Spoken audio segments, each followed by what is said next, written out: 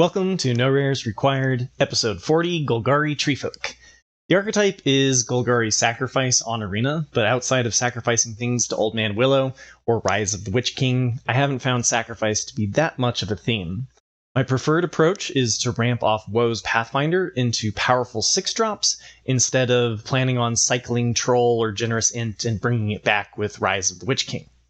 I also like having a lot of extra mana in this archetype, whether it is for popping food tokens for 3 life or using Woe's Pathfinder's late-game mana sink ability. For that reason, I kept my draft skeleton at 17 lands, despite the 2 land cyclers. Especially since this list is low on ring temptation, hitting the level 2 ring emblem is to loot extra lands isn't part of the plan, so I could see an argument that this list is at risk of flooding out. But with cards like Shelob and Voracious Fellbeast, I want to hit my 6-drops on turn 6 if I can, and that means leaning towards Flood. The majority of the skeleton is made up of the good black cards that we've all come to know and love, with a couple of green cards that tend to go late or are undervalued. One thing of note is I especially love Torment of Golem in this list, because similar to Pelargir Survivor in blue, Woe's Pathfinder lets you cast a turn 3 Torment of Golem. There are a couple of different ways that you can lean as well. You can lean a little bit more into amass synergies by including cards like Gothmog, more into Ring Temptation with Uruk-hai Berserker, or run 15 lands by subbing out your top-end Fellbeast and Shelob for mini partings and leaning into the food synergies and Old Man Willow. So let's dive deeper into the archetype and discuss the cards individually.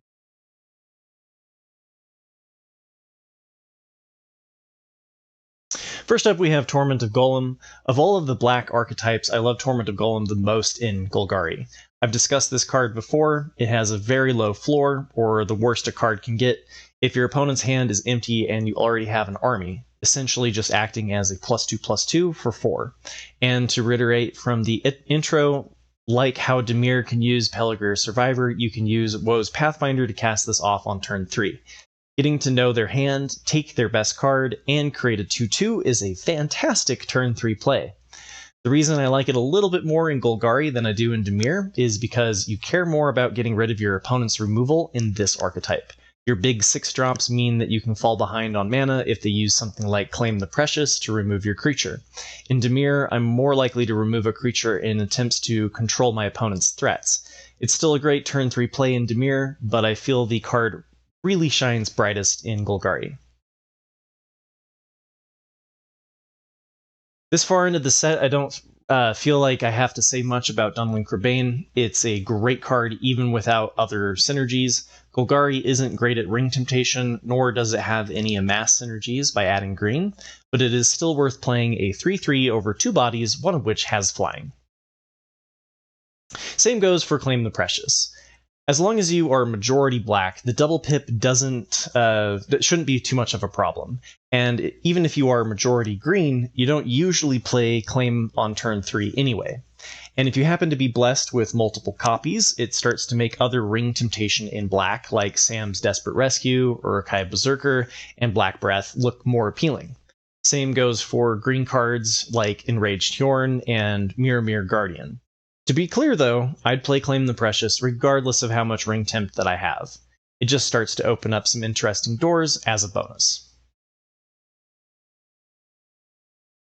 Troll of Khazad-dûn is my preferred land cycler in Golgari. You can pair it with Rise of the Witch King by cycling it for a land, then bringing it back from the graveyard to the battlefield on turn 4. In practice, this hasn't worked out as well as it does in my head, but it is fun when it works. The other strategy that works quite well is to ramp off Woe's Pathfinder and cards like Smeagol, Helpful Guide, and play an above average amount of 6-drops, like I did in the draft skeleton at the start of this episode. The versatility of playing it as a tap land or as a 6-drop leads a lot of people to playing it instead of land 17, and I think it's fine, but I do think people cut lands too often. Personally, I found being stuck on 3 lands worse than having too many. My approach is to remove the land cyclers momentarily from my curve. If the curve looks like I should run 16 lands, for example, capping off at 3 4-drops and no mana sinks, like Woe's Pathfinder's ability, then I cut a land. This is what works for me, but it is far from a universal rule. It's been a very fun balance in this set, where Ring Temptation lets you have more lands because of the loot, and Land Cyclers let you have fewer lands. And now for my favorite part. This is where things start to get more contextual based off of what cards you already have in your deck, and what strategy you are leaning towards. Haunt of the Dead Marshes is better with more Ring Tempt, since each Ring Bearer is a legendary creature and allows you to return Haunt to the battlefield. It is also amazing sacrifice fodder for Old Man Willow, because it just keeps coming back and triggering a scry. Mordor Muster and Dimir is important because it gets the number of spells in your graveyard up for Mouth of Sauron, but it's worth mentioning that Mouth of Sauron is a decent splash in Golgari, off of Many Partings or Woe's Pathfinder. There aren't any payoffs to amass in Golgari because of missing cards like Foray of Orcs and Grishnak, but if you aren't ramping on turn 2 with Woe's Pathfinder, then you are likely stalling with your turn 2 plays, and this card being card neutral is nice for that. Uruk-hai Berserker gets better the more Ring Temps that you have. In my draft skeleton, I decided to lean into the sacrifice theme of Old Man Willow and not include this card. Ring Tempt and Sacrifice don't pair together very well, since your 1/1 Sacrifice fodder tends to be the best Ring Bearer. But it's handy to keep in mind if you end up lacking top-end threats, since a level 4 Ring Bearer can end the game. And putting a level 4 Ring Emblem on a big Trampling Enraged Horn can be quite good too, but with less 1/1s off of cards like Protector of Gondor or Rally at the Hornburg, Ring Temptation hasn't been as important in this archetype compared to others. For example, your other main option in black for a 2-drop at common is Easterling Vanguard. It does a good job gumming up the ground, since it's effectively 2 bodies in 1. I've found having around 6 cards that cost 2 that specifically build the board, so cards like Ents Fury don't count, to work quite well as a goal. If I already have that filled, then I tend to pass on Easterling Vanguard. And there's other options that are better at 2. For example, I'd rather have Woe's Pathfinder. It ramps, it splashes, it has a late game mana sink ability to take advantage of playing functionally 19 lands if you include the Land Cyclers, and it's my favorite green common for Golgari. In both Celestia or white-green and Gruul red-green, I tend to look for Ents Fury, but Woe's Pathfinder fits so perfectly with my approach to Golgari that I'm always looking for it. And then Ents Fury is still a decent interaction, especially if you plan on ramping into big creatures with power of 4 or more. And you can take advantage that this card is available late, around pick 7 or 8. Just like Woe's Pathfinder, I typically pivot into green when I feel that the other colors are too contested, since green tends to be underdrafted, in my opinion. And Generous Int is the other land cycler that I aim to play. I prefer Troll because it is much more of a lethal threat, and I try to be majority black when I can, so I'd rather have the swamp cycling, but this will get the job done as well. It's a 5/7 with reach that creates a food token, so it's one of, if not the best, defensive creatures in the set. Ring Bearers slip right past its roots, though. Many Partings is an absolute joy to play if you're looking to lower your land count. As long as you have 8 forests, I'm happy to cut other lands 1 for 1 with Many Partings, all the way down to 13 lands. It sounds like a best of 1 strat to take advantage of the hand smoother, but I've had success with it in best of 3 as well. But you will have 0 land hands that you have to mulligan that you won't experience in best of 1. The upside too is that there are a couple of cards at Uncommon that are worth splashing, and this card, along with Woe's Pathfinder, helps you get to the 4 sources. The only 5-drop that I really aim to play is Enraged Hjorn. It gets better the more Ring Tempt that you have, but I like to include 1, even if I can't hit that magic number 7 on Ring Tempts, because the trample has been relevant, and it pairs nicely with Ents Fury. Another thing to keep in mind when ramping is what's your weakest slot. For example, in Gruul, there are very few turn 3 plays that I want to include in my curve. In Golgari, I've found it to be turn 5 because black gives you access to cards like Dunlin Qurbane or Nazgul. Unless I'm setting up a turn 3 Torment of Golem, it's usually better to play Woe's Pathfinder out a little later, like turn 4, to help ramp to those 6 drops, especially if you have a top quality 3 drop. Mirror Guardian is in the 4 power In's Fury Ring Tempt camp. If you don't have In's Fury or you don't have the 7 Ring Temptations, then I go way down on this. But sometimes green is wide open and you end up majority green, and in that case, several green dwarves make it into my deck. Now for the uncommons. Golgari gets 3 mythic level uncommons that are all perfect pack 1 pick 1s. Nazgul is a mythic level uncommon regardless of what archetype you end up playing. A 2/3 Death Touch with a built-in Ring Tempt that just gets better the more Ring Tempt that you have as well, goes in every black deck. Old Man Willow is a mythic level uncommon in Golgari and a decent splash for the legendaries deck of either Celestia or Simic. Keep in mind though that its power and toughness are equal to the number of lands that you control, so if you are doing the 13 land special with 4 mini partings, then this won't get huge. And ramping to it with Woe's Pathfinder can set it up to get hit by Smite the Deathless if it only has 3 toughness. But being able to sacrifice a food token or Haunt of the Dead Marshes to give something -2/-2 can attack quite well, even if it's just a 4/4. And the last mythic level uncommon is Fearfire Foes. Similar to Pelargir Survivor and Dimir, Woe's Pathfinder lets you splash for busted off-color spells, and Fearfire Foes is one of the top spells in the set. Several of the archetypes lean heavily into X1s that they plan to make level 4 ring bearers, and it's basically the only answer to Horn of Gondor. If you can, play this card.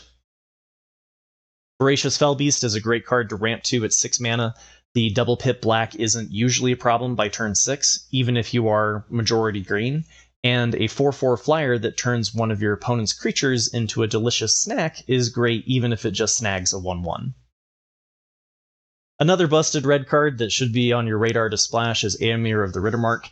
At 5 cost with a single red, it is very easy to splash, and it can dramatically change the tempo of the game since it has haste and leaves behind a 1/1 that you can chump your opponent's biggest attacker with, or just be fodder for Old Man Willow. Bitter Downfall is slightly better in Rakdos, mostly by taking advantage of the 1 damage that Battle-Scarred Goblin does to blockers, but it's still great black removal that I want in every black archetype, and sometimes as a splash in Izzet spells. Golem's Bite is also great at helping you survive the early game before you start slamming your 6 drops. As an instant, you can sometimes set up a 2-for-1, and the -2/-2 works at lowering your opponent's army's power to dodge something like Foray of Orcs or Grishnak, which, by the way, works differently than straight removal because of the last known rule, which was bugged at the beginning of the set. Gothmog is worth a mention. It turns out that the Black Protector of Gondor works basically the same in every archetype. I still prefer it in combination with tokens from Rally at the Hornburg or the Real Protector of Gondor in white, but a 3/3 and a 1/1 Death Touch for 4 is great in every black archetype. Golem Patient Plotter I only want if I'm going down the Ring Tempt road and trying to hit the 7 Ring Tempts. It does pair nicely with Haunt of the Dead Marshes, which also get better with more Ring Tempt, but the fact you can't sacrifice food tokens to bring Golem back means I reserve it for only certain Golgari decks. Meriadoc Brandybuck I've enjoyed, but only when I have Old Man Willow, or if I'm splashing for Frodo Baggins. If you can get 1 or 2 attacks off before it trades, then it can be quite appealing, and cards like Shelob's Ambush, the 1-cost black combat trick, pair nicely for getting a big stack of food early. The downside is, outside of Old Man Willow, there isn't much to do with the food, but I've won a couple of games just by having too much life from early food synergies, and is one of the reasons that I like having excess mana. Like Meriadoc, I've also enjoyed Stew the Conies, but it's best when you can feed your food tokens to Old Man Willow. Similar to Gruul or Red-Green, most of your creatures are good at fighting or biting, so this is good interaction.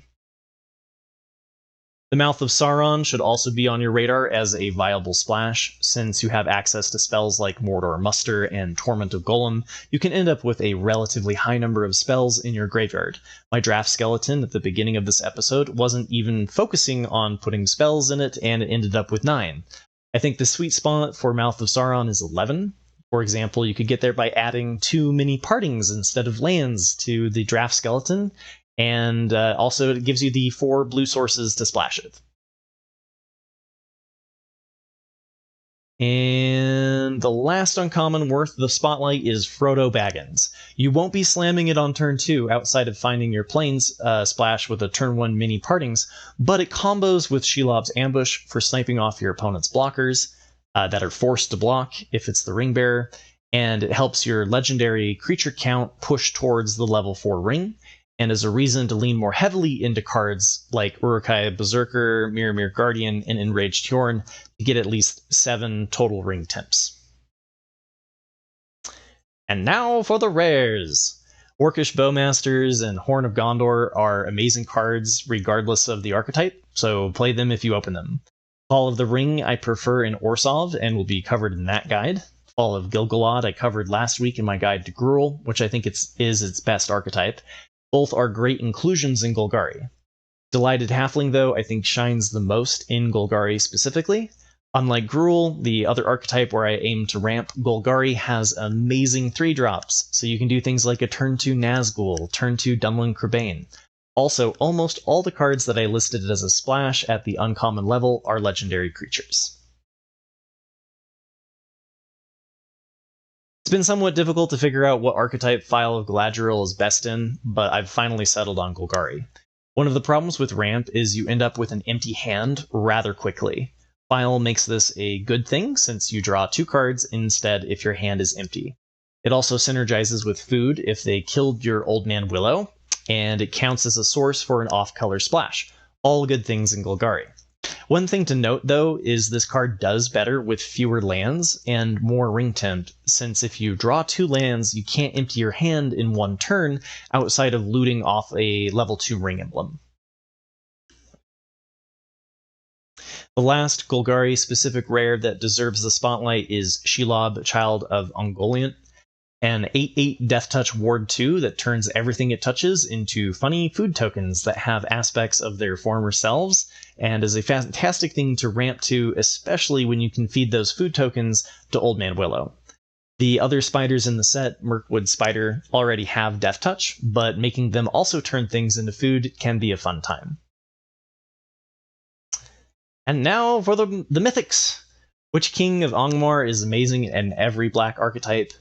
Anduril, Flame of the West, and Palantir of Orthanc are great in every archetype. Play them if you open them. Radagast the Brown is arguably best in Golgari, but it's a close race with Gruul, because both archetypes look to find big creatures as threats.